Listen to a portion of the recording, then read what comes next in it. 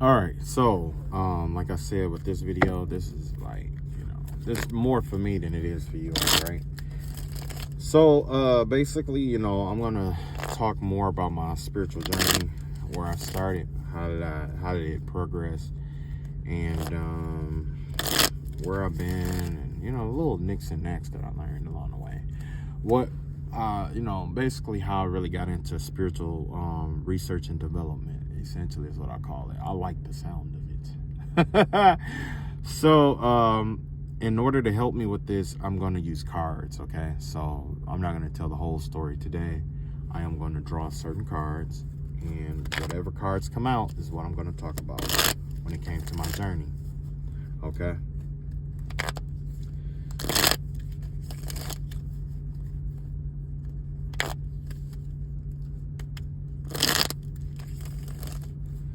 All right, let's see here. Boom, boom, and boom. Okay. So with the Page of Cups, okay. Page of Cups. This has to do with like regrets on my journey and stuff like that, or things that, my low vibrational self. Before I first started this journey, what really got me on my journey was that I was in a relationship with this girl, right? And I will have to say, like, I truly and I deeply loved her, right? I really loved her. And hold on. There we go. I truly and I deeply loved her, right? And what happened was, I guess, like, me and her fell out, and it got to the point where I had been abusive towards her, right? And my whole, like, one thing that I didn't want to do, I didn't want to be like my dad, you know? So when I saw that in myself, like, I had, I left. I had to leave. But I never stopped loving her, you know what I'm saying? And I loved her so much that I decided to start working on myself. So I started picking up different books. I started getting into like the I Ching. That's where I started, the I Ching. I picked up the I Ching. I started reading that. I started studying that. I started meditating. I started picking, you know what I'm saying? And it wasn't to be like, oh, this is going to make everything right. But I had to find out, like, what the fuck was really going on, Because, like, with me and her, like I said, I really loved her. But it's like when, like when you're in a relationship with we're in a relationship or whatever, and this don't make it right, but it's like when you guys like clash or whatever, or this person knows what buttons to push and stuff like that, you got to know how to show restraint. You know what I mean? And I know it's a lot of fellas out here that have jumped on women or was abusive towards their women or whatever, you know what I mean? But the thing was is that I had grew up like that, and I didn't want to be that, And when I saw her, I knew that that was somebody that I truly loved and that I truly wanted to be with, But the feeling wasn't necessarily mutual, you know what I mean? I didn't know that at that time, So that's where my journey began. That's where it all started. I decided to, start getting into philosophies and stuff like that. I had already, like, before that, like in my younger years and stuff like that, I had read stuff about it. I had read, I read a little bit about everything, you know what I mean? Religious wise. I didn't know why I was in such a rush, but, what really kick-started my spiritual journey was that I was in love with this woman and I hurt her. I hurt her bad, not like put her in the hospital or anything like that, but, I hurt her bad, That was somebody that I really wanted to grow old with, you know what I mean? That I really loved and all this other stuff. But, sometimes the feeling isn't mutual or whatever it may be. But like I say, that's where it started. I picked up, like I say, I picked up the I Ching. I read through the whole thing. Every day I would just read through it. And it wasn't something that it wasn't something where it was like, you learn all of it at one time, or you read it and you just know it all, like you can quote it and all that other shit. Like it comes. But when I started with the I Ching, I started correlating it to my life. You know what I'm saying? And then it helped me start picking out places where, like, aspects of my dad was there. You know what I'm saying? Then I started identifying narcissistic tendencies that I picked up from my dad. The narcissistic tendencies that I picked up from other people, the ones that I nurtured myself. You know what I'm saying? It was like, you know, it was an eye-opener, because up until that point, I had always been like kind of like pissed off, but I never knew why. You know? But when I really started reading the I Ching, it really helped me bring a whole bunch of my fucked up shit to the light. It helped me bring a lot of shit about myself to the light that I had all, you know, that I repressed or didn't think about or wasn't trying to think about. You know, it put a lot of shit in perspective for me. You know, that the I Ching was my book. For some people, the Quran is somebody else's book, which there's nothing wrong with that. If you can read a book, if you can read something to make you better than who you used to be yesterday, that is your book. Everybody has a book. Everybody has a book that changes their life for the better. Everybody has one. It could be Sesame Street. You know what I'm saying? It could be 50 Shades of Grey for some people. It could be Harry Potter, whatever it is. My book was the I Ching. And it wasn't because I wanted to be smarter than everybody or no, you know, nothing like that. It was because I genuinely wanted to be a better person. And that is what led me to being a better person. It taught me to be patient with myself. It taught me to be okay with going into the unknown. It taught me about the 64 aspects of life. With those 64 aspects of life, I was able to pretty much navigate the rest of it. And this was all before like spell work and shit like that. You know what I mean? So when me and her broke up, which I didn't want, you know, it was a form of depression that I went into, because for me, that was like my best friend. You know what I mean? But for her, it was convenient because she had already had somebody else lined up, which I didn't know until after all of this shit happened. It's like she would start fights with me and shit like that because she wanted to be with somebody else. But instead of just breaking up, you know what I mean? Like at the time, I'm just like, well, you know, I didn't know. You know, that's the thing. I didn't know. Had I known that she just wanted to break up, just go be with somebody, have sex with somebody else or whatever, I would have let her just do that. Like, okay, whatever, you know, just whatever.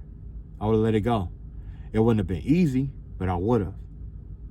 But instead, it was like where she would like push my buttons to try to trigger me, to get me pissed off, stuff like that.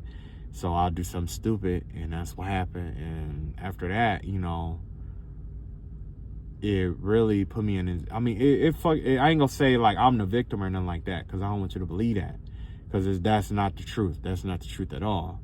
But I can say that it really like triggered me to want to become a better person, a better man, and all that other shit. But I'm not gonna lie and say that's the day everything changed, where I became a better man. I am gonna say that's where it began. And in becoming a better man, it required me to develop my spirituality. And that's where my spirituality started, the I Ching. I started reading books. Some people, they run to psychology. They run to psychologists. You know what I'm saying? They run to sociology because they want to understand themselves. You know what I'm saying? That's where you get a lot of psychologists come from. You know, that's where psychology comes from, you know, wanting to understand yourself. And some people want to understand how to manipulate other people through psychological whatever. That's on them. You know, because the world is a scary place. It's full of the unknown. And when you are in a situation where you can't control something, it makes you nervous. So not knowing how to control other people makes you nervous. And you take up psychology, sociology, or whatever it may be, so you can understand people, but also how to manipulate and develop a constant with them so that you know what to expect from them, because essentially you don't know what to expect from people in general. I get that. But for me, I broke my own heart through somebody else. And that's what started me on my journey. Next, the Chariot. This has to do about a time where everything was moving really, really smooth. So essentially, like with my spiritual warfare, with the spiritual aspect of it, or the spiritual warfare or whatever, I can't say that there was one individual place where everything was moving smooth for me. When it comes to like smooth movement and moving forward and stuff like that, if you're not comfortable with the unknown, you're not going to move smoothly at all. Okay? Because with the being comfortable, and that's the thing, like, a lot of people, they think that, life is like something where it's like, it's going to go this way or it's going to go that way, but that's not the truth. Life in itself has a lot of directions. So spiritually moving forward, what really propelled me forward in life spiritually, or that inspired me to keep pushing forward spiritually despite being attacked like I was, it was the fact that someday I'm going to be a father. Someday I'm going to be a husband. Someday I'm going to be a grandfather. Someday I'm going to be a great-grandfather. Someday, I am someone's son. And I don't want my daughter to go through what I put my exes through. I think that would be really fucked up. You know what I mean? And it's not a fear, because you don't know what comes in life. But for my spiritual journey, it was like, okay, well, at first I didn't know how to fix it. I didn't know how to correct it. I didn't know what to do. I didn't know what to do. But somehow I just decided, like, okay, well, if I can't change what I did, then maybe I can become one of the people who will make a change, who will make a difference. And that's what I resolved to do. It has nothing to do with like being better than anybody or anything like that. It was more like, I want to be a man that my daughter can be proud of. I want to be the kind of man that I wish my mother had married. I want to be the man that I want to be in addition to my bloodline. I want to be somebody who brings to my family. Spiritually, if I have to, you know what I'm saying? So that kind of was the thing that helped me spiritually. When I was down, when I was out, when I had been attacked for 6-7 days straight. Yeah, there was times there was warlocks and witches and covens. I'm talking not like one person, but like 6, 7, 10 people all throwing spell work at me for days, weeks, almost a month straight. And I had to persevere through that. How it happened, I'm not sure, but I know deep down, I couldn't stop here. I can't give up here. And I pray to God that if that same spirit that's in me is passed down to my daughter or my son, or both. That's what I thought about the whole time. Passing the spirit down to my kids. If I went through this shit and I succeeded and I surpassed through this shit, there is nothing in the world that you cannot fucking do. If you ever in your life believed that something was impossible in your life, you are a fucking idiot. There's nothing impossible in this life. There's nothing impossible. My life is proof of that shit. There was a lot of the attacks, I would say 80% of the attacks I survived off prayer alone. Do you know how fucking hard that is? to pray every day, 4 times a day. 4 times a day. Pray 4 times a day. 4 separate prayers a day. There's Muslims who don't pray that much. There's Christians who don't pray that much. There's pastors who don't pray that much. But I do. And it's not out of fear. It's out of faith.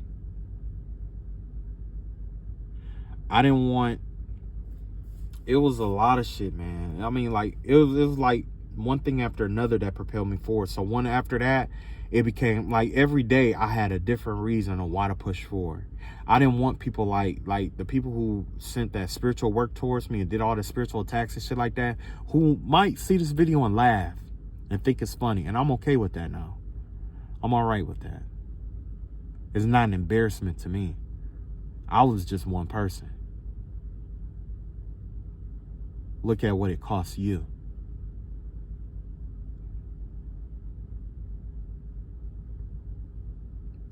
So first it started out with, I just couldn't stop here. I can't let that be the end of my cycle. I can't let this be the end. I remember I had been attacked so bad that I almost broke down, but I was like, no, this can't be the end of my life. This can't be the end of it. This can't be the end of who I am. This can't be the end of my family bloodline, my lineage. I can't stop here. I got to keep going. And I did. I continued to pray. I continued to pay off my karma. I continued to pay off my debt. I continue to press forward. I don't regret none of it. Then after that, it was personal. I mean, and you know, now that I understand it, it came and stayed. It was 4 stages of this shit. It was personal, then it was interpersonal, then it became transpersonal. I mean, it became personal, interpersonal, intrapersonal, and then it became transpersonal. When it was personal, I just knew that there was more in me than what I was being attacked for. You know what I'm saying? There was more in me. You know, I had it where I would be, you know, and you know what kind of job I do. I had it where people were sending spirits towards me while I was at work to try to get me to crash my semi-truck. And they thought that was hilarious. They thought it was hilarious watching me trying to fight to maintain control of a semi-truck going 65 miles an hour down the expressway next to people like you who are just trying to get home to your kids. Fighting that, working at the same time. You see what I'm saying? Fighting people lighting candles on me because they heard that I had something good coming towards me. You know what I mean? It was a lot, you know, it was a lot. And on a personal level, I thought about me. I thought about not quitting there. I just knew that God hear me. I knew that God I didn't know how I knew, but I knew God knew. I knew that God was aware. I knew that he was there. I knew that he was there somewhere. He was there somewhere. And he wasn't going to leave me alone. And it took a long time. It took a year. It took almost a year and a half before I truly got the response from God that I truly was looking for. Now, if you believe, I'll put it like this. If you can believe in God for a year and a half straight without seeing results, that has to say something about you. That has to say something about you. I didn't see any results in my physical around me for a whole year and a half. That involves losing stuff, it was all kind of stuff that went on, all kind of stuff, right? And then on top of that, let's see, intrapersonal. So then that's when I started thinking about, okay, I got to be better for my kids. You know, I'm going to have kids one day. I'm going to have a wife. I'm going to have a, you know, whatever. I don't want my wife to have to go through this. I don't want, you know, because like as they were attacked, you know, I was getting spiritual attack and going through this warfare and stuff like that. More and more their business started being released about how there was a man who was who were dating women with children, having sex with them, having sex with the kids. And I didn't know anything about that was the reason why this person was attacking me. You know what I'm saying? Or part of the reason why this person was attacking me. I didn't know anything about that. I just knew that I was in my room one day in my house and all the lights was off, and all of a sudden I could see figures in my home, black shadow figures in my home. And I didn't know what the fuck was going on. But I saw this grown man and like this real little girl. It was this real little frail little girl. She was so scared, and she was like balling up back and forth, and like she was like rocking back and forth. It's like she was abused or something like that. But come to find out, the daddy is an alcoholic and the mama works all the time. The girl used to go out and party and stuff like that because neither of the parents be home like that or whatever. So she do what she want to do or whatever. And somehow, I'm guessing, like, since it was her and her dad there, or stepdad or whoever, the stepdad started sleeping with the daughter and got the daughter pregnant. And when the mama found out about the baby, the mama took the baby somewhere. I don't know if she killed the baby or she sold the baby or what she did, but she did something with that baby. She did something with that baby. She did something with that incest. It was an incest baby. Yep, she did something with it. And to this day, I don't know what happened. I pulled cards on that way back when all of this was going on. And ever since then, it's just been nothing but attacks back and forth. Because there's a family out here who tried to cover up that incest baby on top of other stuff that went on in that family. But like I say, on an interpersonal level, I had to, I thought about my kids. I didn't want my kids to, I wanted to pass something down to my kids, but it got it to where, like, I didn't want to hurt anybody else the way that these people were, sending spell work towards me and trying to harvest off my energy and trying to manifest shit off my energy. Try to humiliate me in front of people. I mean, it was at the point where I would go to work and these people were stalking me so bad that they were like keeping shit and chaos going in my life at work. So imagine dealing with being, the fighting and shit in your, when no one's around at home. You go to work, all these people around you are talking about your personal life and all the fucked up shit. You know what I'm saying? A whole bunch of fucked up shit to you. And then you go home, right back to it. Yeah, it was like that. It was like that. But like I say, I didn't want, like, this couldn't be the end of it. Like I say, on an interpersonal level, and this has to do, like, between me and other people, people go through shit like this all the time. But I didn't want it to where my children would be limited by this. So I kept pushing forward. I wanted to advance my bloodline. I knew the blood that was in me, and I knew we're not giving up. I'm going to keep pushing forward. I'm going to keep going. I'm going to find a way to keep making it happen. Very slowly but surely, I started evolving. I got to the point where I could tune it out. Once I started tuning it out, guess what? They went and they changed the spell word to try to make it where I can't tune them out, where I have to listen to them every day, all day. You know what I'm saying? But once I started roasting them motherfuckers and I started putting their ass on blast, talking about them nigga tennis shoes and shit like that, calling them crackheads and shit like that, because on some real shit, if you saw the motherfuckers who did the work against me, you would fucking laugh. You laugh. I'd laugh. We'd all laugh. Because they all have something fucked up going on with them. And this whole time, for the last whatever many years, it's just been projections of their life onto me. On an interpersonal level, although I was going through it, I didn't want to be this kind of person towards other people. I knew that I was better than this. I didn't want to, you know what I'm saying? Because you never know what kind of day a person is having. You know what I mean?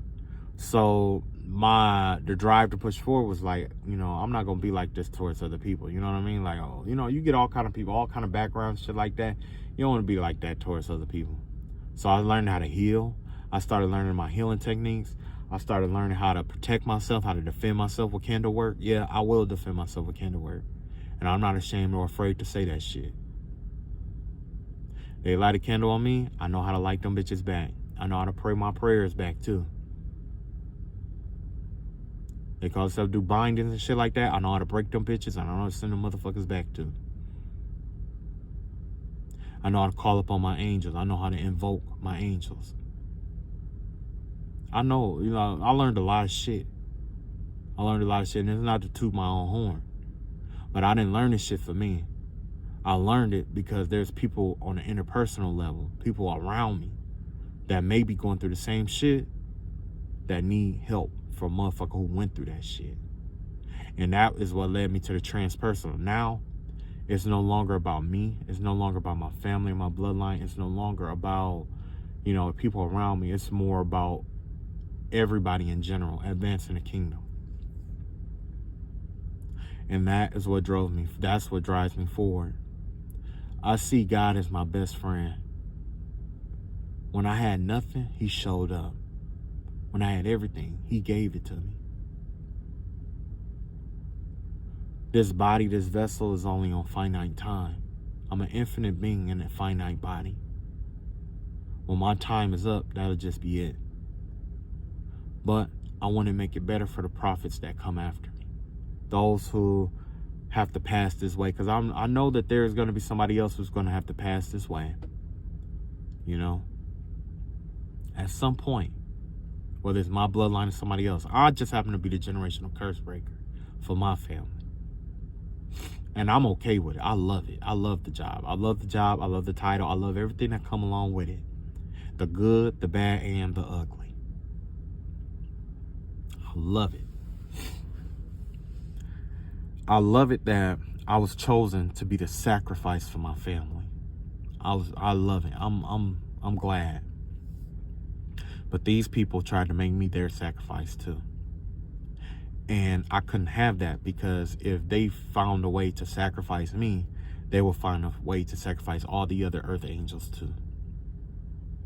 I couldn't give up. I can't give up. I tried to give up several times, but I can't. It's just something in me that just won't let me. Then I think about all the little kids that's going to be born into this world, their beautiful little faces and stuff like that.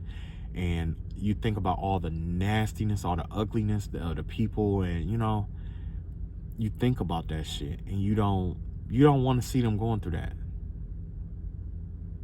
So I had to toughen myself up so that I could learn how to heal other people and toughen other people up, stuff like that. So I will have to say what truly pushed me forward was my purpose. My purpose to myself, purpose to my family, purpose to my God. I know my purpose. I know where I stand. I know who I am. I know what I love. I know who I don't. I know.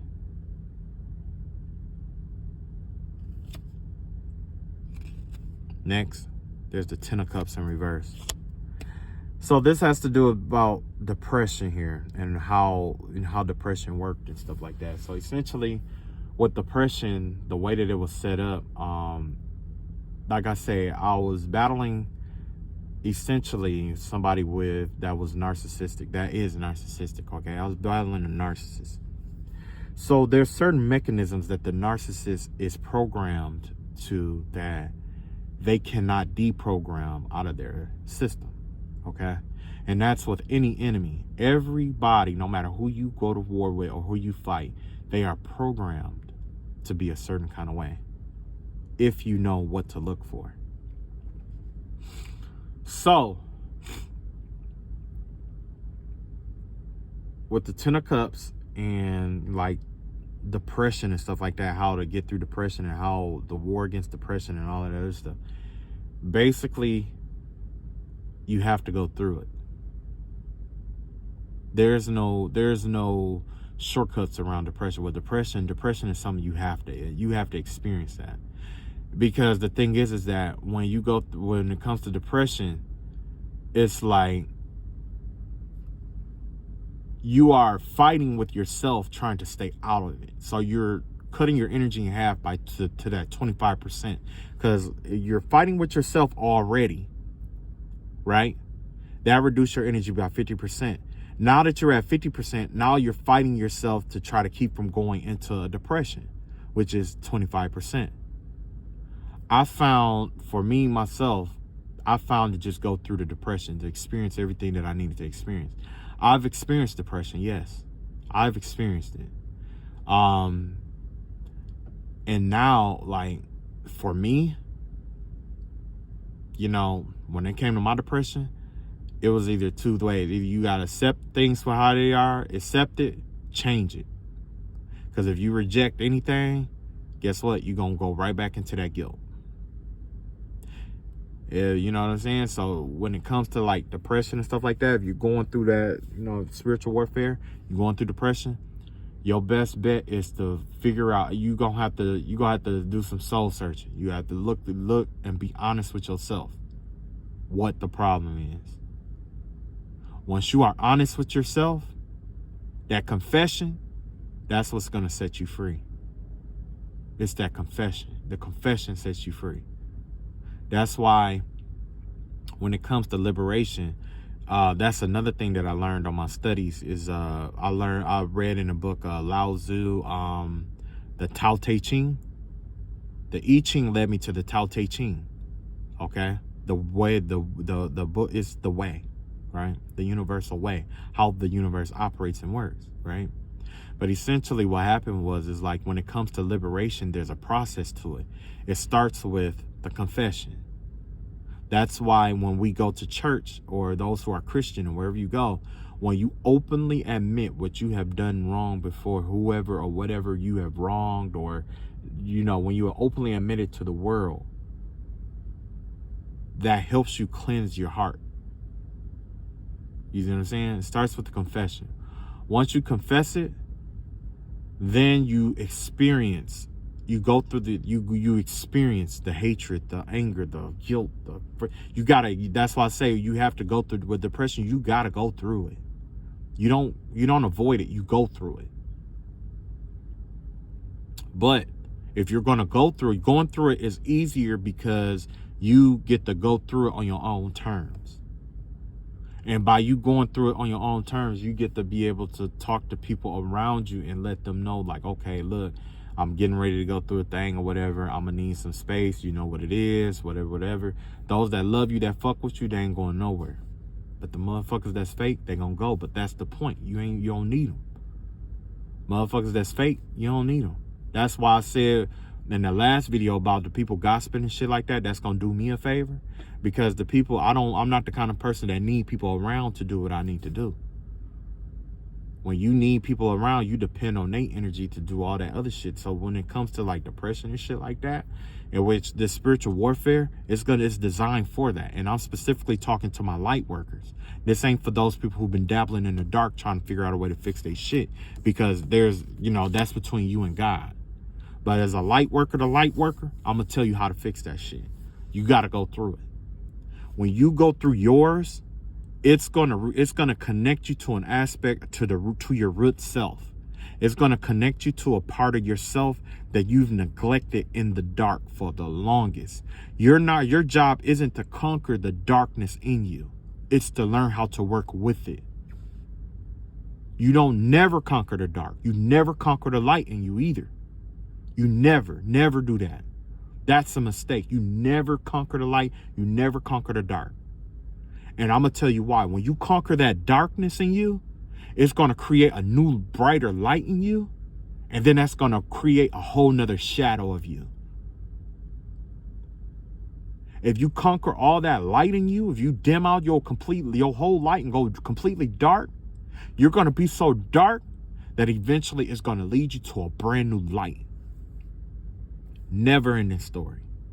So when it comes to that depression shit, it's best to go through it. Like I said, first, the confession, you start with the confession.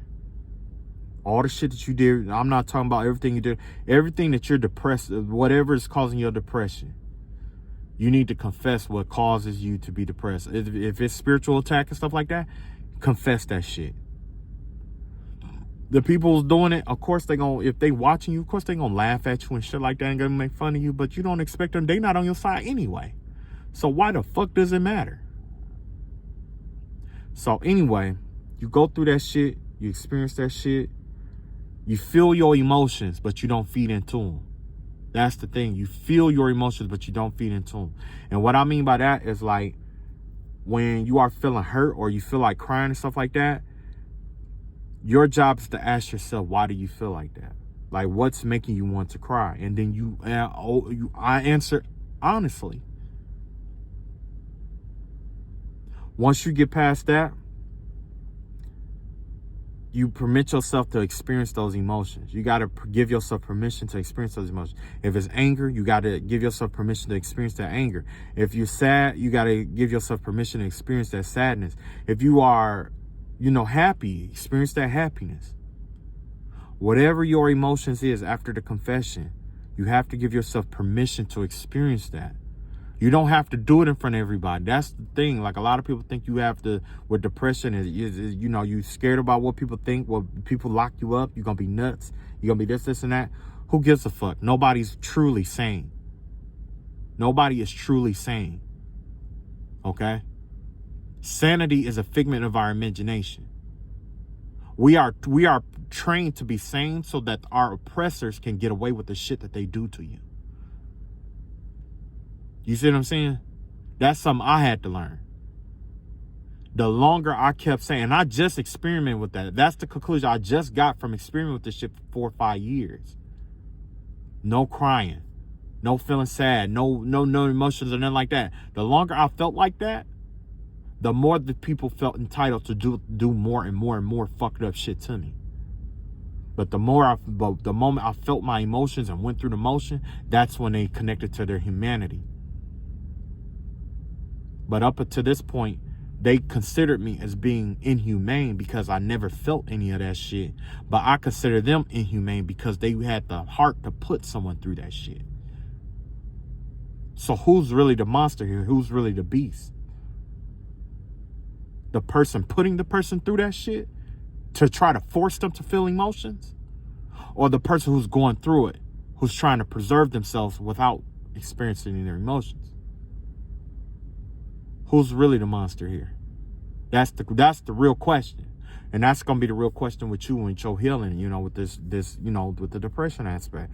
When it comes to that 10 of cups and you being in the dumps and, that pessimism and whatever it may be, as light worker to light worker, you're going to have to confess confess what you do, a confession. And when I say a confession, it's not always about what you did wrong. It's about how you feel, why you feel like that. What's the matter? You know what I'm saying? Then after that, just experience your emotions. If it's and basically, when it comes to depression, you got 2 different problems in this world, okay? You got the problems that you have control over, and you got problems that you don't have control over. And this is after you express your emotions and shit like that. This is after you get it all out. You don't hold it in, you get it all out, right? Now you need to come back to yourself, your logic side, right? Because I think that's the left brain. Your artistic mind is to cry, to hurt, to feel pain. That's fine. To lose it, that's fine. To go ape shit, that's fine. It's fine. That's normal. Like one person said, if you lose your mind, that's okay. Just come back. You see what I'm saying? Just come back. But anyway, you got 2 different problems, right? One problem you got control over, the other problem you got control over. If this is something that is a byproduct of something you don't have control over, there's nothing you can do about that. You need to accept that and you need to let it go. Because the longer you hold on to something that you feel you should have control over, but that you truly don't have control over, the longer it's going to torment you and drag you into depression. Now, when it comes to the problems you do have control over, take control over it. Come up with a plan, take control over it. It's not designed to be like, oh, all I got to do. Don't fall. If you ever say all I got to do before you plan some shit, that is not the right plan. I'm just going to let you know right now. It's not the right plan. That's setting you up for failure. So when it comes to being unhappy and being, feel your emotions and let it go. And the reason why you have to do it like this is because this is right here is what's going to develop your medicine.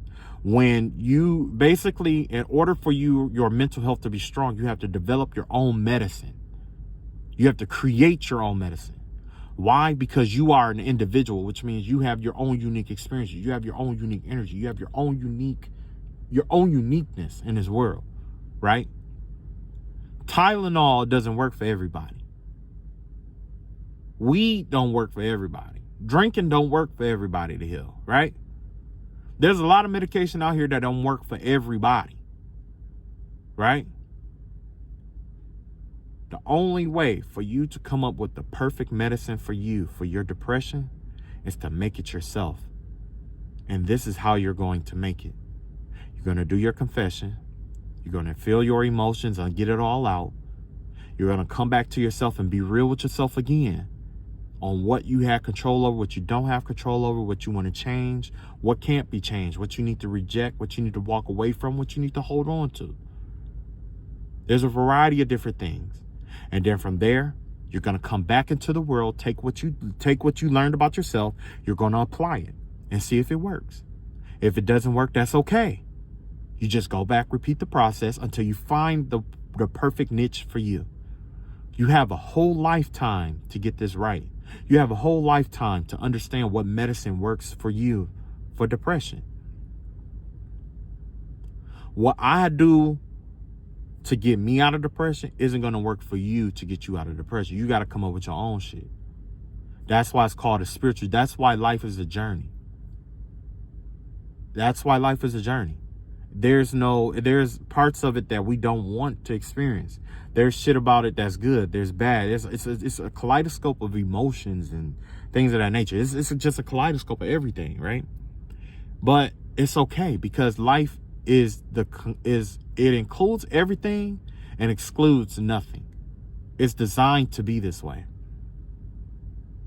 So if you ever feel lost or alone or whatever, especially on a spiritual journey, just know that, that's normal.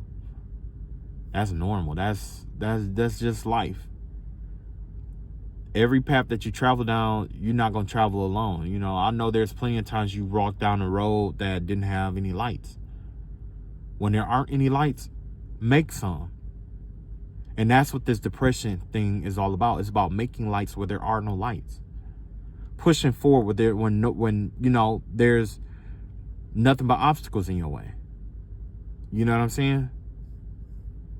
You're going to have regrets. You're going to do shit that you don't want to do. Like, there was times where I had to defend myself. I had to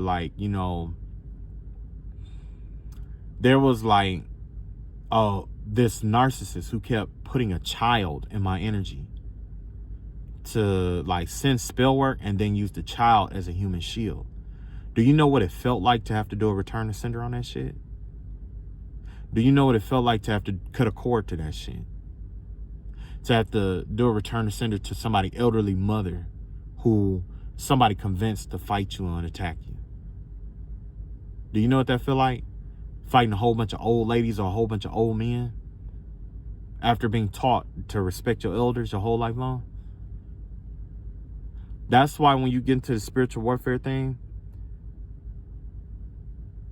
one thing you need to know is that Lucifer or Satan or those who are operating in the dark, they will take what you love and weaponize it for the dark. They'll take what you love and combine it with what you hate and make you fight it. This person knew that I have a deep love for children. They wanted to kill that light off in me. So they would attack me or instruct their children to do the work. I had to close my energy off to them because of how they did what they did. So that's what I did. I closed my energy off to them. They're waiting on me to fall in love with somebody so they can run into the energy and try to, I'm already prepared for that. That's why I protect my energy. And you'll learn to protect your energy in your own little way. So, yeah. I guess that's all I got. That's all I really wanted to point out in this part of the journey. This will be like day one, I guess. I guess I'll go through and you know, get the rest of it together. All right, thanks for listening. Love y'all all. Talk to y'all later. Peace.